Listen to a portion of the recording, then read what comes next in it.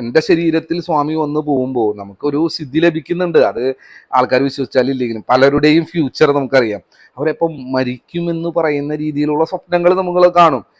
വളരെ ഭയങ്കരമായ ഒരു സംഭവമാണ്. നമ്മളെ ഹോണ്ട് ചെയ്യുന്ന സംഭവം. എല്ലാവരും ഒരു കാര്യം നമ്മൾ ആവശ്യമില്ലാണ്ട് ഇങ്ങനെ കണ്ടുകൊണ്ടിരിക്കും. അവരുടെ പൂജകളൊക്കെ എടുത്തു കഴിഞ്ഞാൽ അവരുടെ ഫ്യൂച്ചറിൽ എന്താണ് നടക്കാൻ പോണേന്നുള്ളത് നമ്മൾ അറിയും. ഇങ്ങനെയുള്ള കാര്യങ്ങളൊക്കെ ഉണ്ടാവുമ്പോൾ നമ്മളെ സംബന്ധിച്ചിടത്തോളം നമുക്ക് ടെൻഷനാണ്. എന്തിനാണ് ഇങ്ങനെ മറ്റുള്ള ഒരു ഫ്യൂച്ചറൊക്കെ നമുക്കറിയുന്നത്? അത് അറിഞ്ഞിട്ട് ഒന്നാമത് രസകരമാവില്ല. അപ്പൊ അതൊക്കെ നമ്മൾ വേറൊരാളോട് പറഞ്ഞ് അത് നമുക്ക് പറഞ്ഞാൽ ഭയപ്പെടും. അവർ സ്വാഭാവികമായിട്ട് എന്ത് വേണമെങ്കിലും അതിന് തയ്യാറാണ്. പക്ഷെ എനിക്കും അതൊരു ഭയമാണ്. നമ്മളിങ്ങനൊരു കാണുന്നൊരു അവസ്ഥ നമുക്ക് ഭയങ്കരമായി അത് നടക്കുവാണ് ചെയ്യണേ. നാളുകളിൽ അത് സംഭവിച്ചിട്ട് നമ്മൾ കാണുകയാണ് ചെയ്യണത്. അപ്പം നമുക്ക് സ്വാമിയോട് തന്നെ ഭയങ്കര ഒരു ഇറ്റേണൽ എനർജി ഉണ്ടെന്നും ഇങ്ങനെയൊക്കെ സംഭവിക്കുമെന്നും എന്നൊക്കെ നമുക്ക് ഫ്യൂച്ചർ പ്രഡിക്ഷനൊക്കെ നടക്കുന്നു. അല്ലെങ്കിൽ ഒരാൾക്ക് എന്ത് സംഭവിക്കാൻ പോകും, നാളെ ബിസിനസ് എന്ത്, ഇയാൾ ഇതല്ല ചെയ്യേണ്ടത്, വേറെ കാര്യമാണ് ചെയ്യേണ്ടതെന്നൊക്കെ അറിഞ്ഞാലും അതൊന്നും നമ്മൾ പറയാൻ പോവാറില്ല.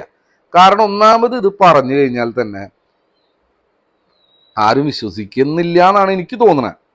പിന്നെ നമ്മളിത് പറഞ്ഞു കഴിഞ്ഞാൽ നമുക്ക് എന്തൊക്കെയോ ആവശ്യമുള്ള പോലെ തോന്നും. ഒന്നും പറയാറില്ല. അവര് വിജയിക്കാതിരിക്കേ എന്തു വേണമെങ്കിലും ചെയ്തോളൂ. പക്ഷെ നമ്മളോട് അടുപ്പമുള്ള ആൾക്കാരുണ്ട്.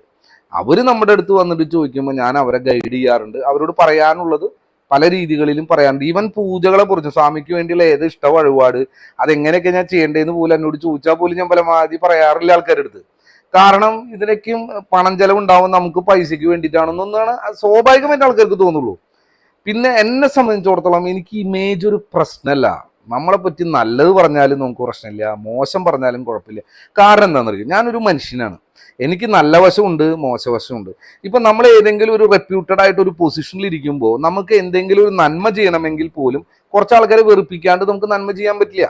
ഒരു രാജാവിന്റെ സംബന്ധിച്ചിടത്തോളം ആ രാജ്യത്തെ സംരക്ഷിക്കണമെങ്കിൽ ബാക്കിയുള്ള ഇവരുടെ ശത്രു രാജ്യങ്ങളിലെ പലരെയും നമ്മൾ കൊല്ലേണ്ട വരും, പല കാര്യങ്ങൾ ചെയ്യേണ്ടി വരും. അപ്പൊ ആ രാജാവിനെ കുറിച്ച് ശത്രു രാജ്യത്തുള്ള ആൾക്കാർക്ക് ഏറ്റവും മോശപ്പെട്ട അവസ്ഥയായിരിക്കും, ഫീലിംഗ് ആയിരിക്കും.